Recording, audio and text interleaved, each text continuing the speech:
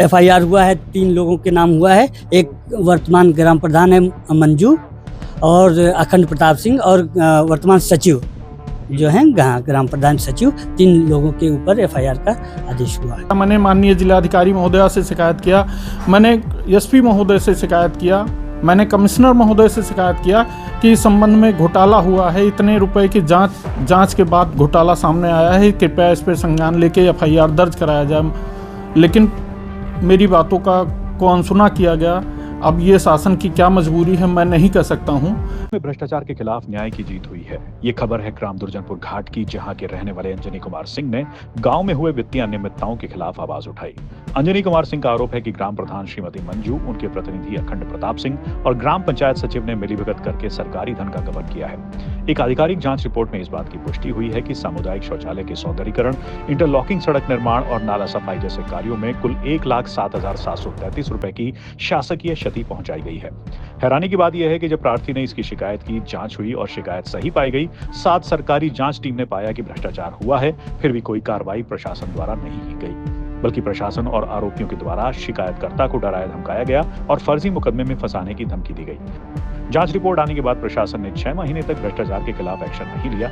जब पुलिस और प्रशासन ने कोई कार्रवाई नहीं की, तब प्रार्थी ने न्यायालय का दरवाजा खटखटाया।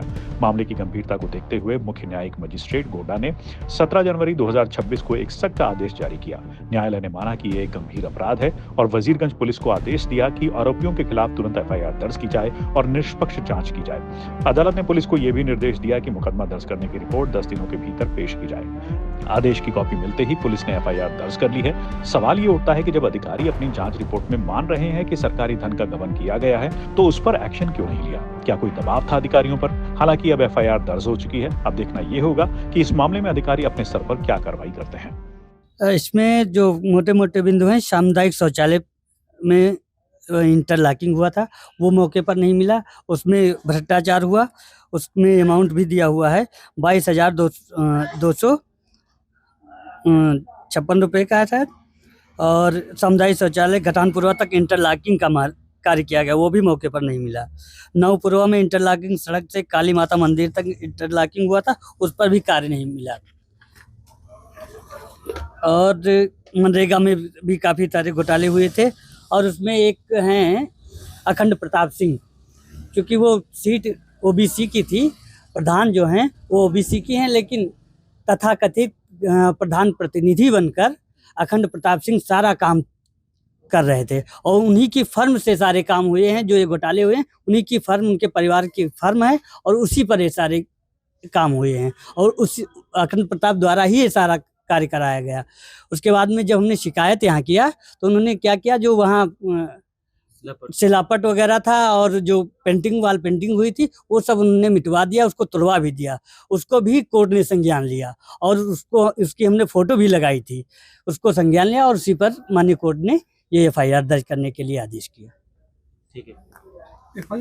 उनके नाम एफआईआर हुआ है, 3 लोगों के नाम हुआ है। एक वर्तमान ग्राम प्रधान है मंजू, और अखंड प्रताप सिंह, और वर्तमान सचिव जो हैं ग्राम प्रधान सचिव, 3 लोगों के ऊपर एफआईआर का आदेश हुआ है।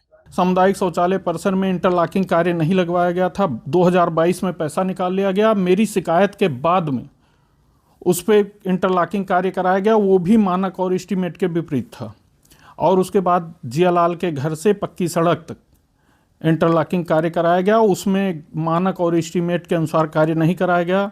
नवपुरवा से काली माता के स्थान तक इंटरलॉकिंग कार्य था, उसमें भी मानक और एस्टीमेट के अनुसार नहीं हुआ था, जिसको टीम ने संज्ञान में लिया और इन चारों बिंदुओं पर 1,07,773 रुपये 50 पैसे का घोटाला दर्शाया उन्होंने।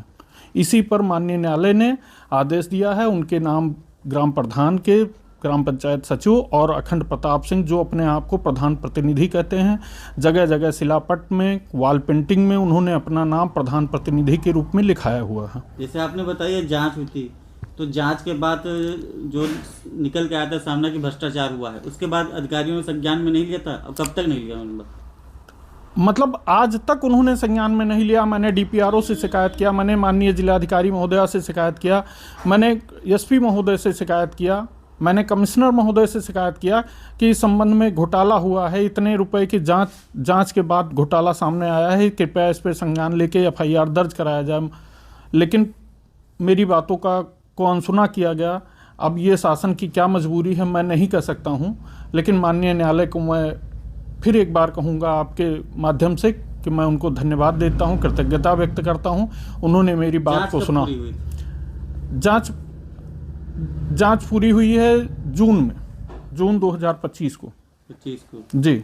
6 महीने तक कोई भी कार्रवाई नहीं की कुछ भी कार्रवाई नहीं किया गया, आज तक कोई कार्रवाई नहीं किया गया प्रशासन के द्वारा, कुछ भी प्रशासन के द्वारा नहीं किया गया। यहाँ तक कि उनको और खुली छूट दे दी गई कि आप अपने स्तर से पूरा जैसे भी लूट पाएं पूरी ग्राम पंचायत को लूटते रहें।